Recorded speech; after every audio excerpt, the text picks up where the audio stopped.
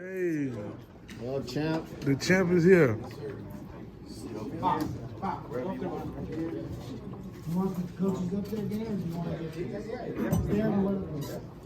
All right, a 10th round demolition over Vincent Feigen Boots.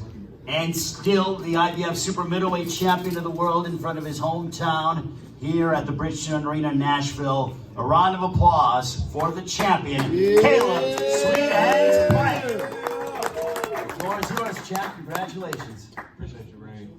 Man, legendary night. Legendary night for the city. Vincent, super tough competitor, a lot of heart. I knew he wasn't going to just lay down. I knew he was coming to, fight and try to win that belt. But I did what I set out to do. I did what I said I would do. I said I would go out, box him, start to embarrass him, punch him, and then stop him. And that's exactly what we did. So I'm excited. And it was an honor. I got to have my grandfather by me the whole night. He got to walk out with me. He got to get up in the ring with me. And he's he might be my biggest idol. When he was a kid, his parents brought him to a grocery store and said, if he works for you, can he stay in the back of this grocery store? And that's what he did. And he grew up to own multiple grocery stores, post office. I mean, he made a way out of no way. And I seen that at an early age, and that's exactly what I did. I made a way out of no way. And has supported our family every holiday, every birthday. Everybody's at their place. He buys the food. I mean, he has been a rock in our family. The rock in our family. And my father, he sacrificed so much and has worked so hard. And I had two strong men in my life that I knew, man, I want to be just like these guys. And these are the two men who instilled that hard work in me and that, motivation to, go out and get it. And that's what we did tonight. Questions for the champ? Champ, Pedro Justice from IMO Sports TV. Now, after such a spectacular performance that you put on tonight, I know everybody in here is thinking, who's next? David Benavidez or Canelo Alvarez? Man, I want to unify. I want that fight with David Benavidez.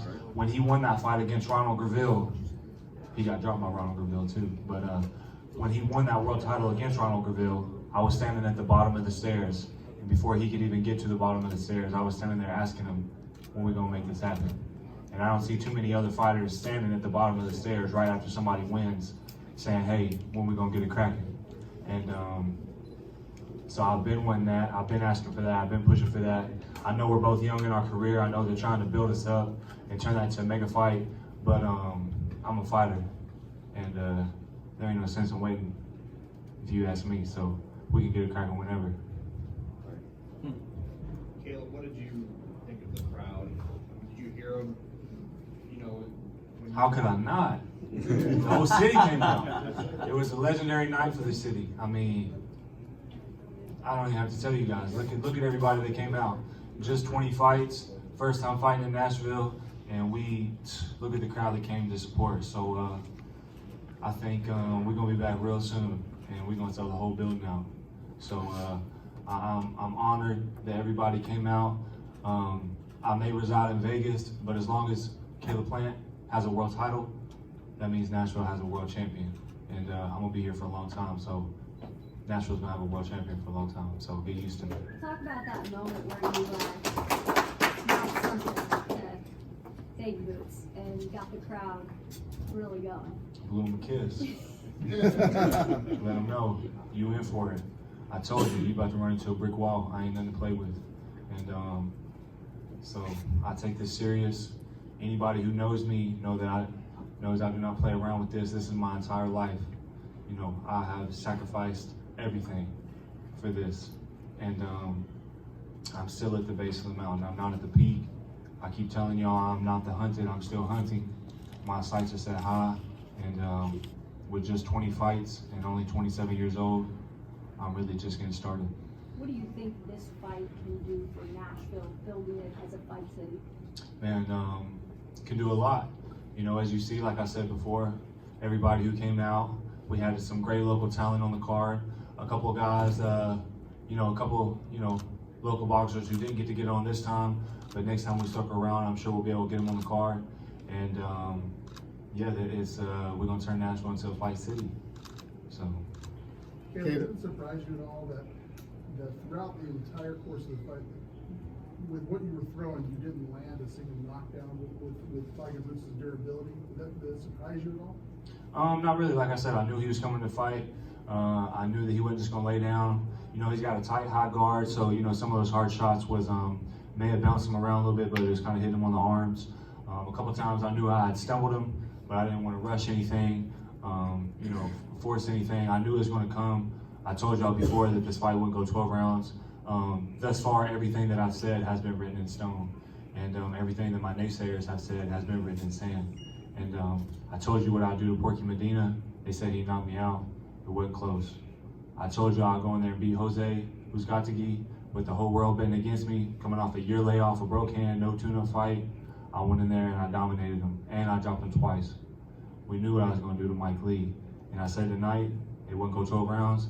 Everything I said, you can take it and cash it. Champ, super congrats on winning today. Leading up to this fight, I know it was a big deal for you to fight in your backyard. Boxing is your full-time sport, but tonight you was a part of the demolition team. What did you see early through the first through 6 rounds that allowed you to spark up Figgin Boots so much with the volume of punches you was putting out? You know, I think a lot of people go in there with such a strict game plan. This is what we have to do. We have to do this in this round. We have to do this and that in this round. And but what a lot of fighters lack is the ability to make adjustments. And I think we made great adjustments. I knew when to put my foot on the gas. I knew when to let off. I knew when to feint. I knew when to stick to my jab and when to let my combinations go. And a couple rounds before I stopped him, I could see that his will was starting to break, and I knew in a couple rounds I'm gonna jump on him, and he ain't gonna have the heart to keep me off of him. That's what I did. You was getting off first a lot. Was that the game plan? You'll start the round, you know, for over a minute or so, you would really increase the tempo of your punches. Was that to break Figgin Boots down, or did you see him breaking down the grading as the fight went along? I seen him breaking down the grading as the fight went along. And, you know, everyone knows me for my defense, my footwork, but if you look at the Jose fight, the Mike Lee fight, and tonight, you can really see my offense really picking up, starting to come along. There was about 5 or 6 fights there. You know, when I first came in, I was knocking everybody out. And then there was about 5 or 6 fights where I started to develop a lot of hand injuries. And, you know, I didn't really want to speak on it because, you know, a lot of people make excuses. But, you know, for the Jose fight, Mike Lee fight, and this fight, my hands have held up. And you see what type of damage that I've done in those fights. And I think, you know, those hand problems are a thing of the past. Also with my hand wrap guy, Don House. Can I get a round of applause for Don House? Keeping the moneymaker safe. And since we brought him in, there has been no issues. And I've also been doing a lot of hand strength, you know, strength exercise, make sure I'm keeping them nice and strong. And like I said, I think those hand injuries are a thing of the past. So, you know, for all those people saying I can't crack, you know, ask these last 3 guys. So. Champ. Caleb, you know that David has a mandatory. Yeah. And after that, do you want to wait it out, or do you want to get back into the act? What do you mean? Well, he has a fight. Yeah. And then, you know, obviously, a fight between you and him, it's going to take a while. There's going to need promotion and build up. You know, are you okay with waiting out a few months and not staying active? I'm not waiting on anybody. That's a fight that I want, but I'm a world champion. I'm a world-class fighter. I have my own path, my own career, and I don't have to sit and wait on the shelf for anybody. I'm the best 168 pounder. Listen to me. David Benavidez had a fight that was this close with Ronald Graville. He's a C+ fighter. He also got dropped by Ronald Graville. What if I had a close fight like that with Ronald Graville? I would never hear the end of it. What if I got dropped by Ronald Graville? I would never hear the end of it. Then you got Callum Smith, who gets booed in his hometown by getting a bad decision against a 5'9" John Ryder, a guy who's 5'9". Callum Smith is like 6'15". You know what I'm saying? And he has a fight this close in his hometown where his home crowd's booing him. Then you have Billy Joe Saunders. Who did he win the world title against, Marcos?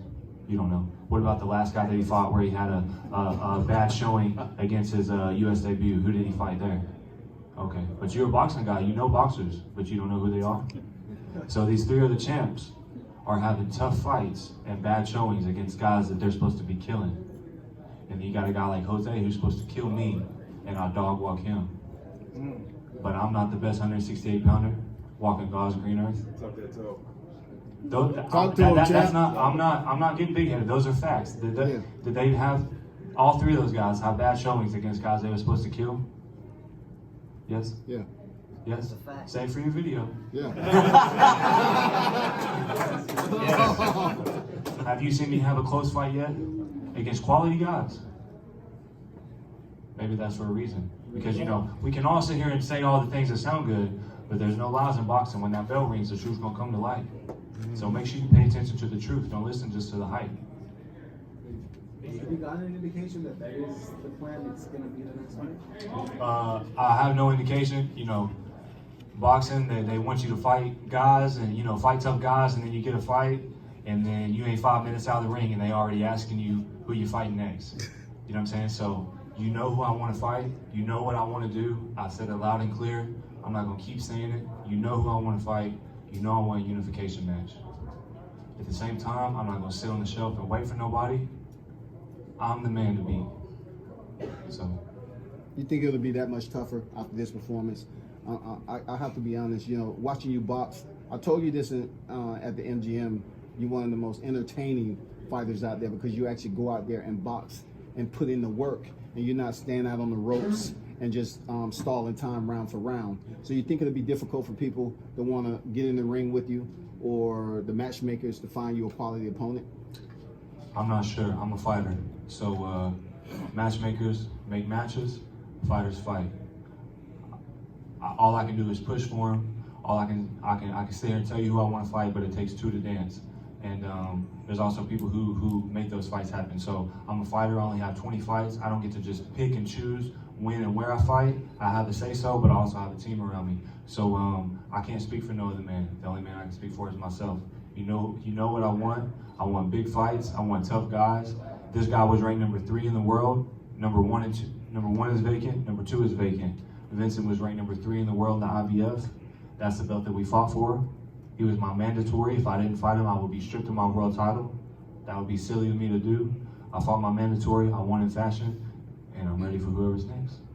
Louis, Lawrence Gunnels, Boom Sports Media. How pleased is Fox with PBC in Nashville after tonight?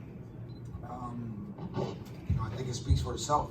The crowd came out. Nashville really came out for Caleb, and I think Caleb showed that there's a new franchise in town. It's Caleb Plan. Caleb, I know this might seem like maybe a far-fetched because he's a zone fighter, but Canelo doesn't have an opponent yet for May. That's something I would imagine would interest you very, very much. How far is May away? I don't know, could you? How far is May away though? We're in February, March, April, May. So that means take half a month off after a 3.5 month camp and then go right back to work, right? Just so they can try and get me when I'm overworked. So you control the narrative, then you control the media. They make an offer knowing that I just fought. So when we say no, then it seems like I'm ducking them. You control the narrative, you control the media. Don't let them fool you.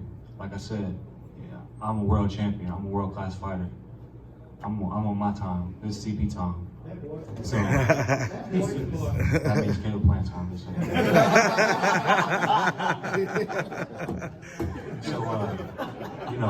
they want me to take half a month off and then get right back to work after a 3.5 month camp and 6 weeks of pre-camp.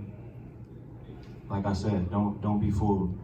So we're gonna get to him. He got fights left on his contract. Why doesn't he go beat Billy Joe and Callum and become unified, and then I'll whoop on David and I'll become unified, and then we can fight for all the marbles? That sounds a little better to me. Do you expect to have one more fight before the end of the year? Oh yeah, absolutely. Fight at least one more time this year, and then right again at the beginning of next, and keep it moving. Hit a milestone tonight, 20-0, legendary night. Like I said, get back, take a little bit of time off. Everybody knows that I'm in. I work year round though. I stay disciplined. I stay close to weight. I'll be ready to fight, but that don't mean that I'm gonna jump in before it's time. Ryan here, Ring Magazine. do you think it would also be helpful, you know, as a fighter, to promote yourself on social media and, you know, call out people that way? If you, like in this generation, it seems like there would be a better chance of, you know, generating some attention with that to get the big fights. Sounds like I got a lot of attention because they calling me. So, you know, I'm not just gonna hop on social media and act a fool and act crazy just so I can, you know, get an opportunity. You know, there was a time where I was calling out guys because it was hard to get fights. I needed opportunities, but like I said, I'm the champ now. So it sounds like I'm the one getting calls now. So I'm gonna do me. That's what I did to get here, and that's what I'm gonna do to stay here. So. Last question, any more? This question kind of twofold. So we know who you want to fight. I'm not gonna ask you who you want to fight now. I'm not. I'm not gonna ask you who you want to fight. Hey, I like hats. Yeah. How can I get one of those? That's the first one. I can have that one. Appreciate that, sweet hand. You got $1? I got a few of them. I got a few of them. Yeah, I got a few of them. Good. That's what's coming with it. I don't want your chain. But secondly, coming in tonight, you don't lack any confidence, clearly. But I mean, you're coming to your hometown, second title defense. Your wife sang the national anthem. Killed the it, whole dude. right. Did a great job. I mean, with all of that, of course, everybody in the crowd is here to see you. With all of that going on, all the emotions going through you, with everything you've been through in the last few years, did you have any nerves before you walked down that aisle, or was it just business as usual? I mean, it's business as usual, but you can't. No fighter can say that they don't stand in that tunnel and you know, feel some type of emotion, whether it's butterflies or nervousness. But you know, it's world-class fighters and real champions who can take that and use it for fuel. You know, I've been through. You know, I'm the type of person that the pressure's not gonna break me. It just adds to you know, what I'm gonna go out there and do. So champions can work through anything. Big deal. All right, thank you very much to the media. Greatly appreciate it. Congratulations to Caleb Plant, 20-0, 12 knockouts, and still the super middleweight champion of the world. Nashville, stand up for your world champion. Yeah. BTSC 365.